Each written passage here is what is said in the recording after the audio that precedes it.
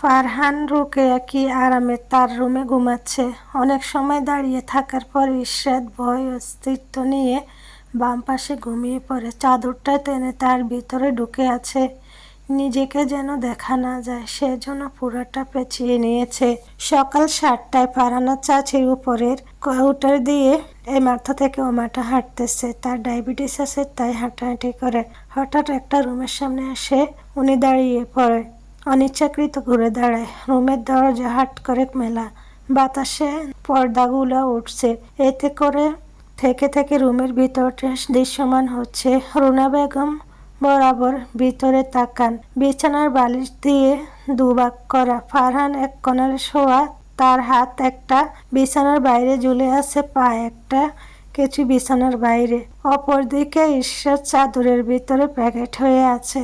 তিনি তুচ্ছল্য করে বলে, বাহ, সদ্যকাল বিয়ে হওয়া কাপলের রুমের দরজা হাট করে খোলা, আর বিয়ে করো মামাতো বোন, তারপর এভাবে ঝুলে ঝুলে ঘুমাও, একদম ঠিক হয়েছে। তিনি মুখ বাঁকিয়ে চলে গেলেন। ফারহানের গরম ফর্সার চোখে মুখে আশ্রে পড়ছে ইশরাতের। ঘুম হালকা হয়ে যায়। চোখ মেলে তাকিয়ে দেখে তার পাশে ঘুমিয়ে আছে একটা পুরুষ, দাড়িওয়ালা। ইশরাত এটা দেখে চিৎকার করে ওঠে। ফারহান ধরপড়িয়ে উঠে বসে। কি হয়েছে? চিৎকার দিয়েছিস কেন? ইশরাত ভয়ে চোখে তার দিকে তাকিয়ে আছে। ফারহান মুখ খোলার আগেই সে গালে হাত দিয়ে আড়াল করে। সরি ভাইয়া, প্লিজ থাপ্পড় দিও না। ফারহান কটমট করে বলে, অসভ্য, এভাবে চিৎকার করলি কেন? মানুষ কি ভাববে? সরি, আসলে ঘুম ভেঙে তোমার চেহারা দেখে ভয় পেয়েছিলাম। আমার কালকের কথা মাথায় ছিল না। মাথায় থেকে থাকে কি তোর? তোরে কে বলছে আমার চেহারা দেখতে? আমার চেহারা দেখে আবার ভয় পাবি?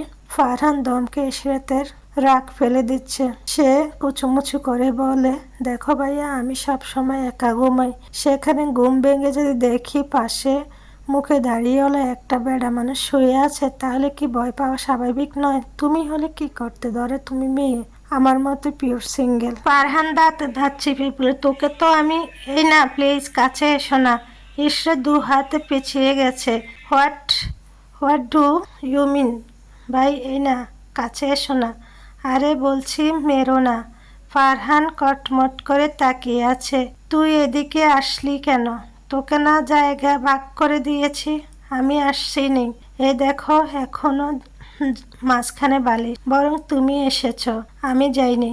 আমিও এখনো আমার জায়গায়। ও তাই তো, তাহলে কেউ কারো জায়গায় যায়নি। আমি চাদর সরিয়ে আর তুমি বালিশ মাথায় রেখেছ, তাই অঘটন ঘটেছে। ফারহান বুক কুঁচকে বলে, তো তুই চাদর থেকে বের হলি কেন?